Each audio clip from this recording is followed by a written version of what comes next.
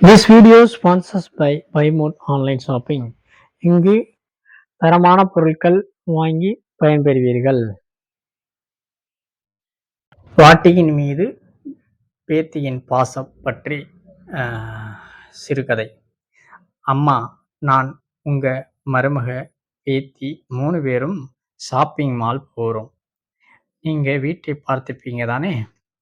சரிப்பா, நான் எங்கே அங்கெல்லாம் வர முடியும்? வயசாயிடுச்சு இல்ல, கால் வலி வேற படுத்து எடுக்குது. எனக்கு மாலுக்கு வர்றதுக்கு பிடிக்காது. நீங்க எல்லாம் போயிட்டு வாங்க. ஏன் பிடிக்காது? பாட்டியும் ஷாப்பிங் மாலுக்கு வரணும் என பேத்தி அடம்பிடித்தாள். பாட்டியால அங்கெல்லாம் ஏறி இறங்க முடியாதும்மா. எக்ஸிலேட்டர்ல ஏறத் தெரியாது அவங்களுக்கு. அது இல்லாம அவங்க பார்த்து சந்தோஷப்படுறதுக்கு அங்கே பெருசா ஒண்ணும் இல்ல. அவங்களுக்கு கோயிலுக்கு போறதுதான் பிடிக்கும் என மருமகள் சொன்னாள். பாட்டியும் ஆமாம் என்று ஆமோதித்தார். பாட்டி வரலைனா நானும் மாலுக்கு வரல, பேத்தி அடம்பிடித்தாள். பாட்டி விருப்பமில்லை என்று சொன்னாலும் பேத்தி கட்டாயப்படுத்திக் கொண்டே இருந்தாள். ஒரே பேத்தி தொடர்ந்து அடம்பிடித்ததால் அவள் விருப்பத்துக்கு ஏற்ப பாட்டியும் ஷாப்பிங் மாலுக்கு வர ஒப்புக்கொண்டார். பேத்தி துள்ளி குதித்தாள். அப்பா அனைவரையும் புறப்படச் சொன்னார். பேத்தி சீக்கிரம் உடை உடுத்திக் கொண்டு வந்தாள். பாட்டியும் தயாராய் இருந்தார். அப்பாவும் அம்மாவும் புறப்பட ரெடியாகும் போது பேத்தி பாட்டியை அழைத்து கொண்டு முன்னறைக்கு வந்தாள். சாக்பீஸால் 1.5 ஜான் அகலத்துக்கு 2 கோடுகள் போட்டாள். பாட்டி, இங்க பாருங்க, இது ஒரு விளையாட்டு. இப்ப நீங்க ஒரு கொக்கு, சரியா? இந்த 2 கோடுகளுக்கும் நடுவுல உங்க வலது காலை வைத்து இடது காலை லேசா 3 இன்ச் தூக்கினா போதும். செய்யுங்க. இது எதுக்குமா? இதுதான் கொக்கு விளையாட்டு பாட்டி, நானும் செய்கிறேன் என்று செய்து காட்டினாள். பாட்டியும் பேத்தி கண்டுபிடித்த கொக்கு விளையாட்டை விளையாடி பார்த்தார்.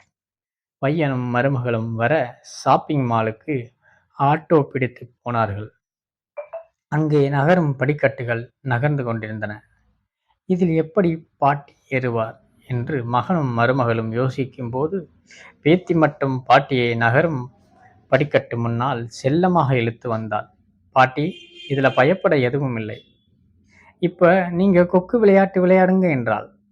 பாட்டி கையை பிடித்து கொண்டு வலது காலை நகரும் படிக்கட்டில் வைத்து இடது காலை 3-4 இன்ச்சு மேலே தூக்கினார். மேலே நகர்ந்தார். பின் இடது காலையும் வைத்து 2 காலால் நின்றார். எக்ஸிலேட்டரில் அம்மா போல நகர்வதை மகனும் மருமகளும் பார்த்து வியந்தனர். பாட்டி உற்சாகமாகிவிட்டார். அடுத்தடுத்த எக்ஸிலேட்டர்களில் மகிழ்ச்சியாக குதித்து கொண்டே ஏறினார். அதை பழகி கொள்ளவே பாட்டியும் பேத்தியும் கீழே இறங்கி மறுபடி ஏறினார்கள். சினிமா பார்க்க போனார்கள். குளிராக இருந்தது. பேத்தி தன் பையில் வைத்திருந்த சால்வையை பாட்டிக்கு கொடுத்தாள். இதை எப்போ கொண்டு வந்தே என்று பாட்டி கேட்டதற்கு ஆல் டீட்டெயில் ஐ நோ பாட்டி என்றார் குறும்பாக. படம் பார்த்த பிறகு உணவகம் சென்றார்கள். அம்மா, உங்களுக்கு என்ன ஆர்டர் பண்ணட்டும் என்றான் மகன். உடனே பேத்தி மெனு கார்டை பிடுங்கி, ஏன் பாட்டிக்கு படிக்க தெரியாதா? அவங்க கிட்ட மெனு கார்டை கொடுங்க, பிடிச்சதை அவங்க ஆர்டர் பண்ணுவாங்க என்றாள். பாட்டி மெனுவை பார்த்து ஆர்டர் செய்தார். பேத்தியும் பாட்டியும் ஆர்வமாக சாப்பிட்டார்கள். பின் மாலில் வீடியோ கேம் விளையாட்டுகளையும் பாட்டியும் பேத்தியும் விளையாடினார்கள். வீட்டுக்கு கிளம்பும் நேரத்தில் பாட்டி டாய்லெட் சென்றார். அப்போது மகளை பார்த்து, என் அம்மாவை பத்தி என்னை விட உனக்கு நிறைய தெரிஞ்சிருக்கே செல்லம் என்று சொல்லி அப்பா சிரித்தார். அப்பா, அதோ பாருங்க, குட்டி பாப்பாவை அந்த ஆண்டி கூட்டிட்டு வரும்போது எவ்வளவு ஏற்பாடுகள் செய்து விட்டு வர்றாங்க. பால் பாட்டில் துடைக்க துண்டு, டயப்பர்ஸ், இப்படி எவ்வளோ ஏற்பாடுகள். நீங்க குழந்தையா இருந்தப்போ பாட்டியும் இப்படித்தான் செய்திருப்பாங்க. அது மாதிரி பாட்டியை வெளியே கூட்டிட்டு போகும்போது பாட்டியை கவனிக்க நீங்க அக்கறை எடுங்க. அதை ஏன் செய்யறதில்லை? எல்லோருக்கும் ஷாப்பிங் மால் பார்க்க ஆசையாதான் இருக்கும்.